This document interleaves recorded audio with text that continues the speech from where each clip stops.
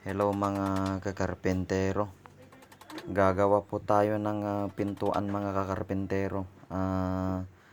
Yung gusto ng may-ari mga kakarpentero, lalagyan natin ng lining.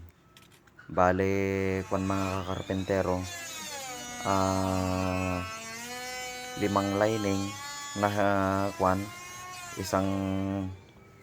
isang vertical line at saka 4 lines na horizontal lines, na yung lining niya kukulayan natin ng white mga kakarpentero. Ayan mga kakarpentero, fast forward tayo. Ayan yung gagamitin natin na panel niya. Bali yung panel niya mga kakarpentero ng pintuan natin, bali naka-flash po sa ibabaw mga kakarpentero, para yung lining natin kitang kita at nasa ibabaw lang. Hindi pwede pong ilalagay natin sa loob yung natin, yung panel natin mga kakarpentero. Ayan mga kakarpentero, fast forward tayo. Ayan, isasander na lang natin. Pwede na tayong maglagay ng lining mga kakarpentero. Ayan mga kakarpentero, samahan nyo ako hanggang sa matapos.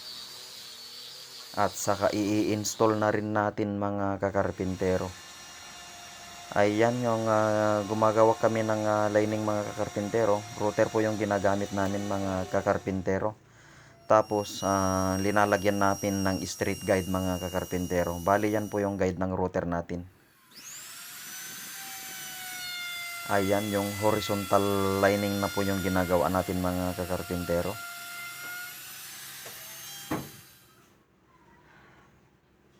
Ayan, bali ganyan na po mga kakarpentero. Maglalagay na po tayo, kukulayan natin. Ayan, magbabarnis na tayo mga kakarpentero. At saka yan mga kakarpentero, maglalagay na tayo ng lining na white. Ayan, at saka brown po yung natin, yung ibang kulay natin. Yung lining po niya, yun po ang white na white talaga mga kakarpentero. Ayan. Ready for top coat mga kakarpentero.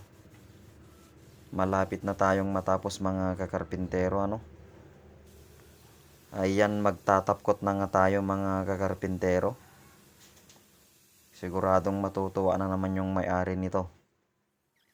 At saka ay i-install na rin natin mga kakarpentero.